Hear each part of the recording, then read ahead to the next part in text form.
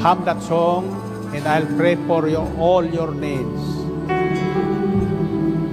Yahweh, sa pangalan ni Jesus, samot dalangin ko ngayon ng lahat na nakikinig, saan man sila naroroon, at higit sa lahat, ang nakarating sa pagtitipong ito ay giginhawa at magtatagumpay.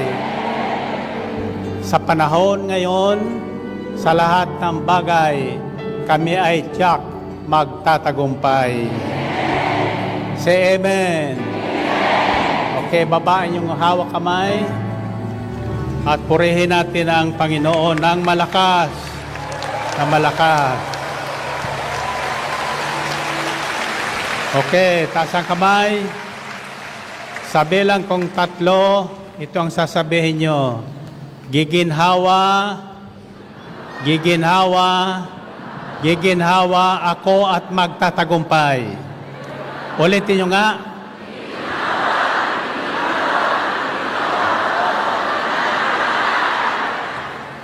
Siya maggiginhawa. 1, 2, 3.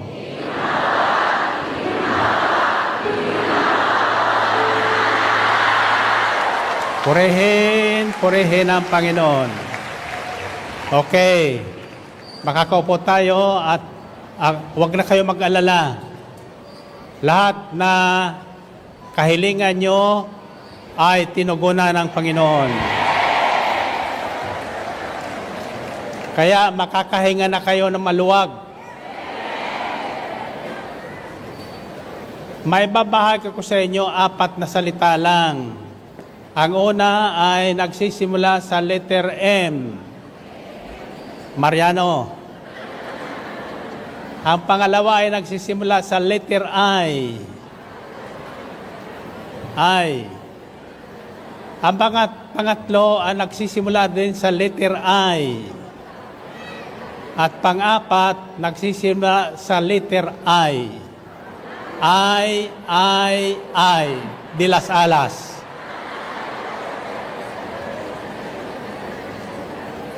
Anong ibig sabihin ng unang salita? Para tayo magtagumpay, tatandaan nyo, sa isang talinghaga, bawat tao ay binigyan na ng kanya-kanyang kakayahan. Lahat tayo ay binigyan na ng puhunan ng Panginoon. Ang pagpapalago noon ang ating aalamin. Yung kakayahan ay nasa atin na. Yung puhunan ay nasa atin na rin. Kaya walang dapat taong laging naghihirap. Ang layunin ng Diyos ay ang bawat isa ay guminhawa at magtagumpay. Amen ba? Sino ang ibig guminhawa at magtagumpay? Pag sinabing magtagumpay, pagtatagumpayan natin ang lahat ng bagay. Maging ang coronavirus na kinatatakutan ngayon ng buong sanlibutan ay mapagtatagumpayan ng mga taong nakikinig ng salita ng Diyos. Amen ba? May 4 tayong gagawin para tayo magtagumpay. Ayon sa nasusulat. Ang letter M stands for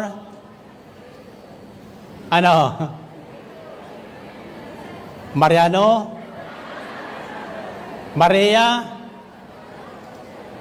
It stands for meditation. Meditation of what? Meditation on the Word of God or the promises of God. Sa Salmo 91, may pangako ang Diyos, may 7 pangako ang Diyos na dapat nating panghawakan. Anong unang pangako niya? Ang sabi niya, aking ililigtas ang tapat sa akin. Tatandaan yung salitang tapat. Kanyang ililigtas ang sino mang taong tapat sa Kanya. Tapat sa salita ng Diyos, tapat sa gawain ng Diyos, tapat kong mangako sa kanyang kapwa-tao. Amen ba? So ang susi ay katapatan. Ang tanong ko sa inyo, naging tapat pa kayo sa inyong pangako? Naging tapat ba kayo sa inyong boyfriend? Naging tapat ba kayo sa inyong asawa? Sa inyong nanay at tatay? Totoo hindi? Kung hindi kayo naging tapat, hindi kayo kasali sa pangako ng Diyos. Ngayon, kung hindi man tayo naging tapat noong nakaraang araw, mga araw, ano ang dapat nating gawin para tayo makapanumbalik sa pangako ng Diyos? Ano? Confession.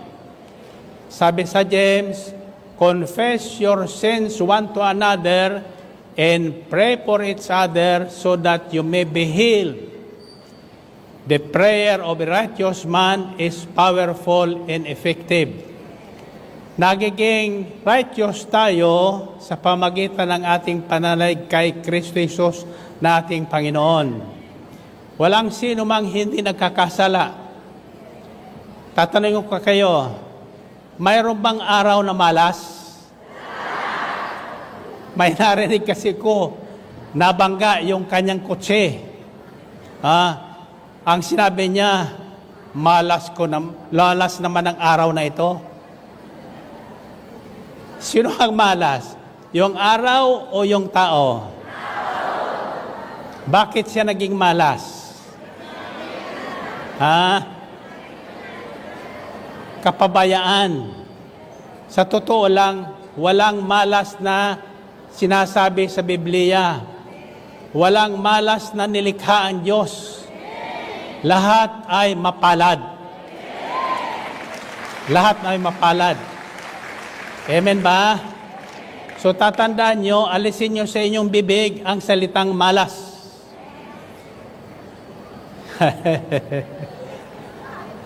Huwag nyo sasabihin, malas ang araw na ito, sapagkat lahat ng araw na ginawa ng Diyos ay mabuti. Pinagpala niya ang lahat ng araw. Amen ba? Now, the instruction for us to be successful and prosperous is, first of all, to meditate on the Word of God. Pag nilayan natin araw at gabi, ibig sabihin, huwag natin pagnilayan yung ating sakit. Huwag niyong isipin yung inyong sakit. Huwag niyong isipin ang coronavirus. Isipin niyo yung pangako ng Diyos laban sa coronavirus. Sabihin niyo, bakit? Alam niyo kung bakit? Kung anong pinagninilayan natin, kung anong iniisip natin, siyang mararamdaman natin. Pag inisip niyo yung karamdaman niyo, lalala ang karamdaman nyo. Pag inisip nyong malusog kayo, lulusog kayo. Amen ba? Pag inisip yung matanda na kayo, tatanda kayo. Kaya ako hindi ko iniisip na ako'y matanda na. Ang isip ko ay bata pa. Hindi naman ako nagbabata-bataan. Amen ba? Now, as you meditate on the Word of God, the next word that will come to you starts with letter I. What does the first I represent? Inspiration.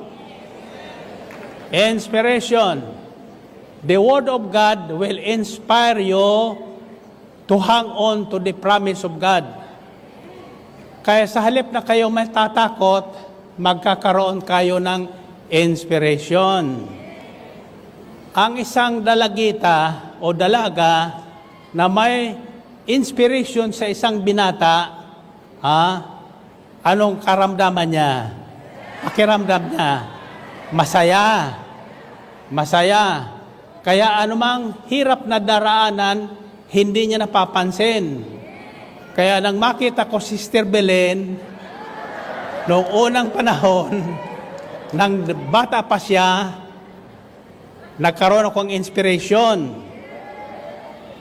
Now, the moment you are inspired, lalakas at tatatag ang loob mo. Amen ba? Lalakas at tatatag ang loob mo. Nasusundan nyo ba? So, we need to be inspired.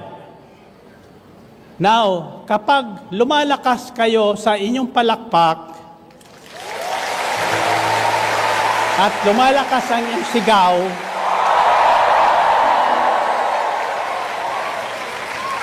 I am inspired. Pag ako inspired, lahat kayo pagpapalain. Amen ba? Pero kapag nakita ko kayong naka-face mask lahat, ma-inspire ba ako? I am inspired today because I see no one with a face mask. Ibig sabihin, malakas ang loob nyo. Pag malakas ang loob natin, malakas ang immune system natin. Ang panglaban sa lahat na sakit ay palakasin ang ating immune system. If you are not inspired, your immune system will go down. Kaya maraming sakit na darating. Kahit walang corona na yan, papatayin kayo. Ngayon, kawawa naman ang mga airline. Maraming cancel flight. Bakit? Takot ang mga tao. Maraming pagtitipon ngayon at ang balita ko sa Macau, bawal ang prayer meeting. Bawal ang meeting.